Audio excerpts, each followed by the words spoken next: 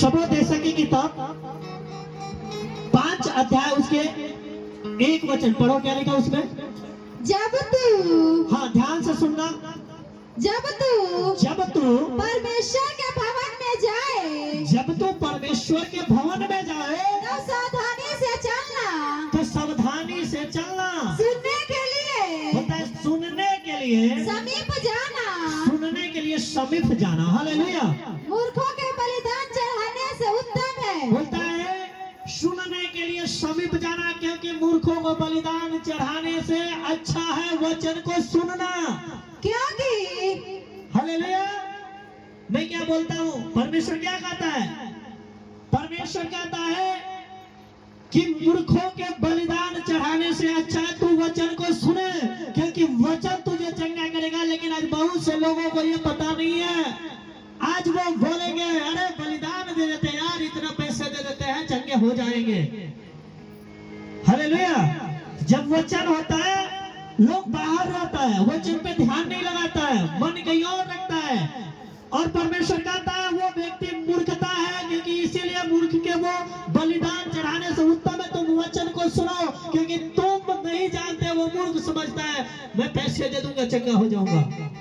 वो समझता है कि मैं जो है कि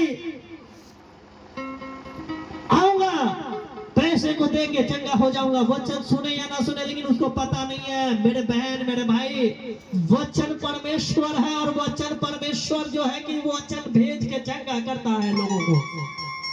ये बात के यीशु मसीह ने बहुत बार बताया, विश्वास दिलाया, दृष्टांत में दिखाया। आयर एक व्यक्ति था, सरदार था, लेकिन जब उसके बेटा बीमार था, मैं आपको बताना चाहता हूं, ध्यान से सुनना। वो इतने बीमार था कि वो मरने पे था।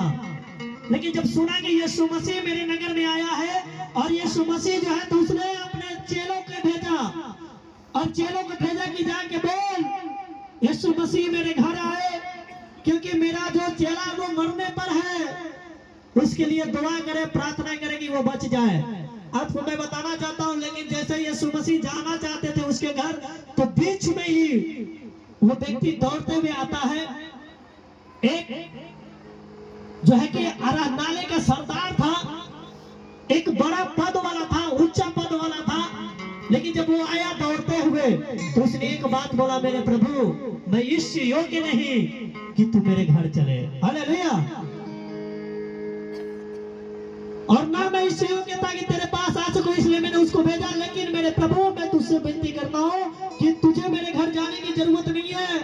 अगर तू यहीं से, हालेलुया, उसने कहा अगर तू यहीं से कह दे, यहीं से, कहां से? बोलता यहीं से कह दे, जहां तू है वहीं से कह दे, तो मेरा बेटा घर चंगा हो जाएगा। अगर आपको विश्वास है, अगर यहाँ से प्रार्थना किया जाता है, घोषणा किया जाता है, और आप विश्वास करते हो कि मैं यहीं बैठे बैठे चंगा हो जाऊंगा, तो मैं बोलता हूं चंगे हो जाओगे यीशु मसीह के नाम में। हालेलुया। आप वचन सुनते सुनते चंगा हो जाओगे। ये परमेश्वर के कलाम बताता है। जब हम देखते हैं कि मत्ती रचित सुसमाचार में एक वचन को निकालें, मत्ती रचित सुसमाचार 8 अध्याय उसके 16 वचन को, वहां क्या लिखा, ध्यान से सुने। एक व्यक्ति पढ़ेगा और ध्यान से पढ़ेगा उसको। हाँ, 8 उसके 16 वचन।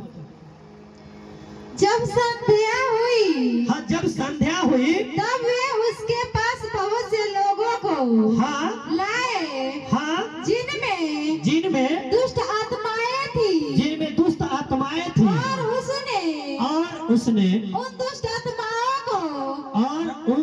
आत्माओं को अपने वचन से निकाल दिया, हालेलुया, और सब बीमारों को हाँ चंगा किया।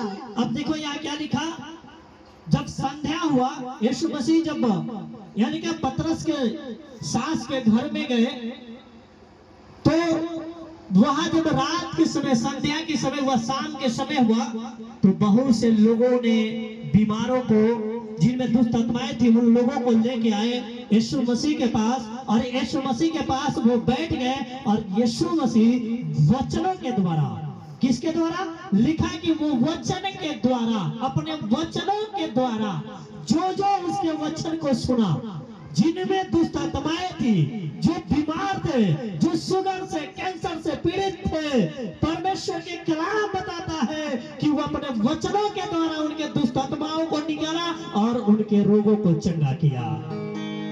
हालेलुया।